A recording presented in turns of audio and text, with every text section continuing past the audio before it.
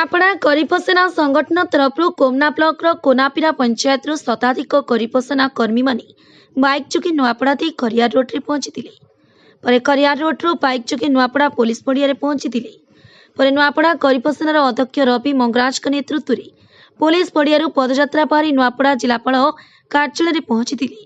गरीबसेना कर्मी और पुलिस धस्ताधस्ती पर मुख्य गेट खोली जिलापाल परिसर भितर पशि कार्यालय गेट सम्मुखें करीपसेना कर्मी माने ताली मारी नवीन सरकार को विरोध करते एने करीपसेना पक्षर मुख्य 35 दफा दाबीपत्र ने दाबीपत्र प्रदान करते। दाबीपत्र मुख्य प्रसंग होउछि स्वतंत्र विकास परिषद पांटी